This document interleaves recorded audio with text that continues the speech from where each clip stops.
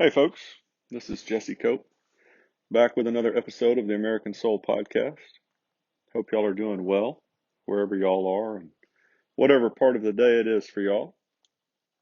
For those of y'all that continue to join me here for a few minutes, a handful of times each week, I'm very grateful that you're here. And I hope that y'all are getting something out of each episode. And for those of y'all that continue to share the podcast and tell others about it, thank you so much. I'm humbled by that and grateful for it. And just want to make sure that y'all know that each time. And obviously, I hope that it helps our country just a little bit. Lord knows we need it today. So we're going to forego one of our little walks because it is kind of nasty weather for this part of the world.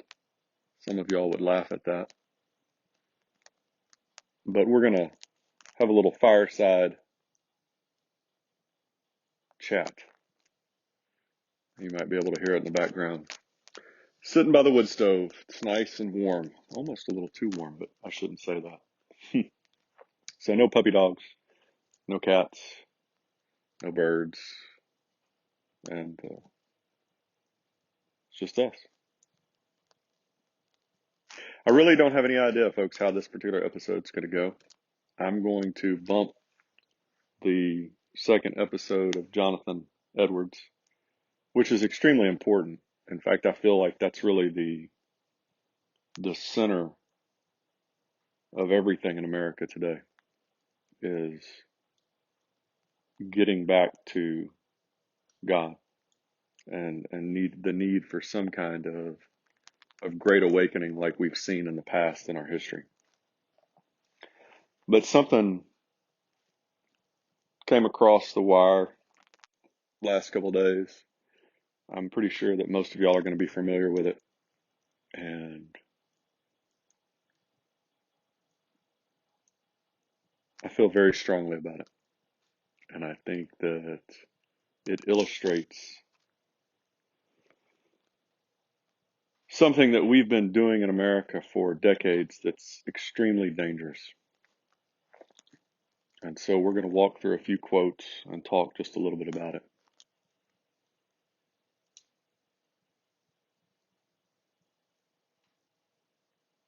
And I was going to begin with the actual event, but I think I'm going to start with the quotes and end with the event. We'll see how y'all handle that. So one of the core values, unarguably, if you're honest at all, with the left is bigotry. Whether you're talking about based on race, I'll slide my little footstool over here, whether you're talking about gender, based on class as far as socioeconomic background, or ethnicity. And you see it in a lot of different areas. And we'll talk about that in just a minute, but I wanted to read through a few quotes first before we get into it. This episode is going to be a little bit different because I'm going to read through some of these quotes, and then the last part of the episode is kind of going to be a little bit of a monologue, so y'all forgive me if that's not what you signed up for. I'm going to read two quotes from Abigail Adams, who was our second First Lady, wife of John Adams. And I've used a couple of these quotes multiple times, and I will continue to use them because they're fantastic. Merit, not title, gave a man preeminence in our country. I did not doubt that it was a mortifying circumstance to the British nobility to find themselves so often conquered by mechanics and mere husbandmen. But we esteemed it our glory to draw such characters not only into the field, but into the Senate. The second one, real short. Luxury, that baneful poison, has unstrung and enfeebled her sons. I'm going to switch over now to one that y'all are probably very familiar with. I have a dream that my 4 little children will one day live in a nation where they will not be judged by the color of their skin, but by the content of their character. Martin Luther King Jr. Hypocrisy and double standards. We talk about often that this is a Christian nation, and there's overwhelming evidence to support that. And our great leaders consistently throughout history have acknowledged this, from Wilson saying that we were born a Christian nation, to Truman telling Pope Pius that we were a Christian nation, to Washington all the way back saying that it's impossible to rightly govern without God and the Bible, to Jefferson saying that we all agree on the moral precepts of Jesus Christ, just a number of others. Talk about Lincoln, Grant, you could talk about any number. So as a Christian nation, it's important to know just how God views double standards. Just a few verses, folks, very quickly. Out of Deuteronomy, you shall not have in your bag 2 kinds of weights, a large and a small. You shall not have in your house 2 kinds of measures, a large and a small. A full and fair weight you shall have, a full and fair measure you shall have, that your days may be long in the land that the Lord your God is giving you. Proverbs, unequal weights and unequal measures are both alike an abomination to the Lord. And again, Proverbs, unequal weights are an abomination to the Lord, and false scales are not good. From Romans, for God shows no partiality. And that's just a real quick sampling, folks. The point is, there's no place, and this has hounded our nation in a number of ways, for double standards. So where are we going with this? We have, for decades now, arguably close to 60 years, 70 years, and we've done it at other times in the past, folks. I'm talking about what's currently going on. We are pushing this kind of hypocrisy. You see it in education. If you don't realize it, go find a teacher that you trust, talk to them, or an administrator. We have some kids that take a test and everything is completely normal. They take the test and they turn it in. We have other kids that get the test read to them, get calculator assistance, get shortened answers, get highlighted answers, get all kinds of what are called accommodations. And yet, both sets of students are then graded on the same GPA scale and put into the same class ranking, despite blatant disparities in how they are evaluated. Critical race theory has pushed in education, looking at certain percentages of students passed or students in some kind of punishment based not on the actions or the merit of the student, but based on skin color or gender, consistently goes on. It's a long list you could talk about in education of examples. Look at the police force, look at fire departments across the country, different standards or lowered standards in order to accommodate, to make sure that we get the right quota of skin color and gender. Have a friend that within the past couple of years came up for captaincy in a fire department, well qualified. For all intents and purposes, the job was his,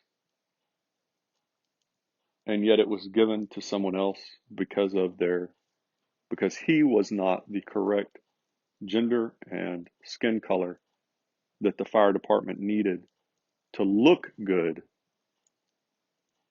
to the authorities and outside community. You can make that same argument right now with the decisions being made about the Supreme Court. A Supreme Court justice blatantly being told, this has already been going on, folks, but it's out in the open now, is going to be picked based on gender and race. Nothing to do with merit or character. Which is so degrading to those of a particular gender or race that have earned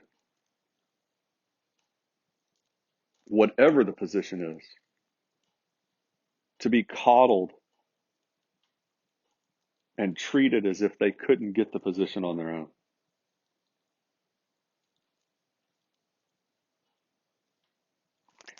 And then the military. For decades, we've been pretending that men and women are interchangeable, are the same. We have been pretending that co-ed units are as functional as all male units.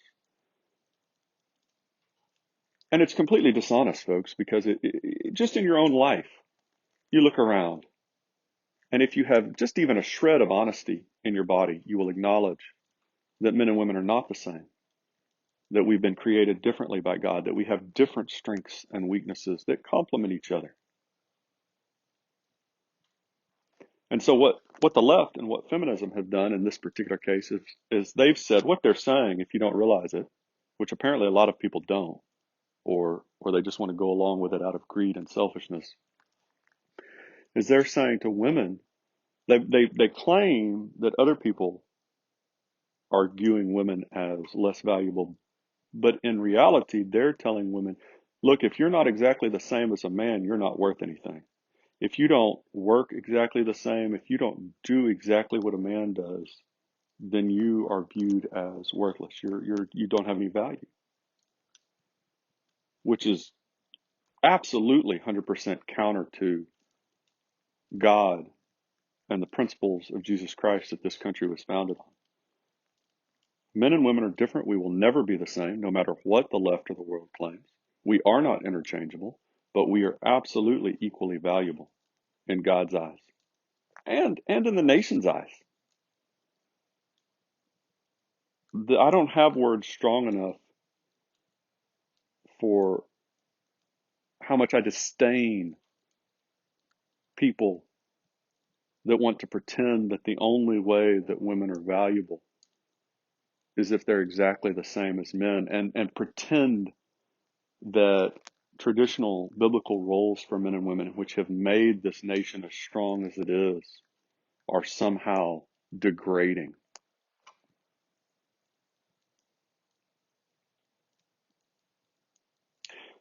You go back to the military for just a second. The Marine Corps did a study back in 2009 or 2010. You can look it up. They haven't made it too hard to find yet.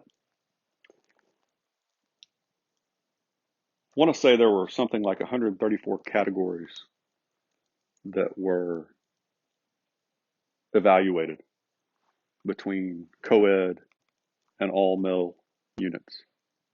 It wasn't even, it was already, folks, they were already twisting this to try and make it seem better for co-ed units than it was, because they didn't put in a 50-50 unit, right? They put in what is applicable, I think, at least at that time, to the Marine Corps, which was closer to somewhere between 6 and 10%, give or take. And so the unit didn't even have a 50-50% mix. So if it was a true co-ed unit, the results would be even more disastrous. And you've got to wonder, even at this point, if they were already tainted a little bit because of culture and political correctness. But in 93 out of those 134 tasks across all MOSs, the all male groups outperformed. And I'll go and see if I can dig into that one podcast, because it really breaks down the top 10 or so percent of women versus the bottom 10 or so percent of men. It's pretty eye opening. But as I said, you can go find it. So what does all this have to do with anything? I mean, it seems like I could stop right here. It's pretty blatant. We've been risking lives across the police, fire departments, and the military out of political correctness for decades now, playing games. It's the same lunacy of not, when you're looking, they don't want you to profile. Let me tell you, folks, and I wasn't in any kind of firefight like you think of from World War II or Korea or Vietnam, or even some of the really bad ones like Fallujah. But even in my limited experience overseas, I can tell you immediately, if you didn't profile when you walked into a place, you were asking to end up dead. And that's not melodramatic. That's just the way it was. You had to, if you saw young males of a certain ethnicity in an area that were by themselves, right? You were foolish not to take note of that. You were asking for trouble. And yet that's what we've told our police and so many others to do. I'm getting sidetracked here, folks. The point is, we have weakened our military in particular, and we've really weakened education when you go back to the bigotry, the basis, given these accommodations to some students and not to others. And it's the foolishness of this no child left behind policy, where everybody has to have a high school degree, which is a whole nother multiple podcasts in and of itself. But why did this come up? Ukraine. If you haven't been watching the news, folks, which I'm sure most of y'all have that listen to this podcast, they are just pushing on the edge of a real war. And I've seen a couple things that just struck me. One was weapons being handed out to, I think, to both young men and women that were way too young to fight on the Ukrainian side. And a elderly gentleman that was reported to be 70 plus years old coming to join the Ukrainian army. Their backs against the wall, folks. They have no other choice. They're fighting for the very existence of their country, regardless of whether you think it's wrong or right, or we need to attack Russia or not. I'm not going to get into that today. But here's the point. When Russia comes in, when any enemy comes in, but in this case talking about Ukraine, do you think that they're going to say, oh, you've got real young kids in that unit. You've got not just young boys, but women and girls. And yeah, we realize that they're not quite as physically fit, that they don't have the same standards. We realize that those co-ed units, because the difference really, folks, the major difference isn't physical, it's psychological. If you remember anything about the Lynch girl back in the first Gulf War, that's a perfect example of why co-ed units are a bad idea psychologically, emotionally. But do you think the invading army is going to say, oh, well, we're going to give you a little bit extra time. We're going to fight a little slower. We're going to make the walks a little shorter for you. We had a saying in the Marine Corps, the pack doesn't get any lighter and the road doesn't get any shorter. No, that's just absolute insanity, and you risk lives. The enemy is going to take every single advantage they can. And so go back to this Abigail Adams quote about luxury making her sons feeble and weak. We have had so much for so long in the United States, and it has allowed us to play these politically correct games and pretend like men and women are the same, pretend like we can differentiate based on race, pretend like we can give accommodations to some students and not to others, and that's going to be okay. We're about to run out of fairy tale time, folks. It's just almost gone. It's gone for Ukraine. It disappeared in a matter of a few days, maybe a few weeks if you want to push it that far. Russia doesn't care. They do not care what Ukraine throws at them. They're going to take every advantage they can. And we are beyond foolish, selfish, and we are risking the lives of men and women by playing these games and pretending other than the truth. There was and I'm about done, folks. I realize that I've gone over and I really didn't intend to, and I apologize already. There was a little paper posted up in the wall of 3rd Marine Regiment out in Hawaii. Probably I could still take you to that exact stairwell where I read it the first time. It's a quote that the commanding general for 3rd Marine Division required to be up. And I searched for the quote today, folks, and I found a partial, but I didn't find the whole thing. So I'm going to paraphrase and give you the gist of it. It said, "Let no Marine or sailor in 3rd Marine Division never let their ghost come back to haunt us and tell us that if we had only done a better job as officers and staff NCOs and trained them just a little bit better, that they would still be alive." No fire, you want to talk about fire departments, no fire is ever going to slow down because you have a mixed unit that's weaker, slower, and not as good. No criminal's ever going to stop and say, "Oh, well, let me slow down a little bit to help you out." No enemy anywhere for our nation is ever going to say, "Oh, well, we understand that you're trying to do things because it's politically correct, because it makes people feel good." They're going to take every advantage they can, and they're going to crush every single opportunity they get to destroy and attack those weaknesses. We've been doing this, folks, for over half a century, and we're about to get into a real fight internally. Maybe externally, but definitely internally. And all of this stuff is going to go right out the window. It would be nice if we would wake up and realize that before, if we would go through the pain, the blood, sweat, and tears and practice right. Like before you play, you work out. It's a great quote by Muhammad Ali talking about how all of his fights were won long before he ever won or lost, he said, won or lost before he ever stepped under the lights in the ring.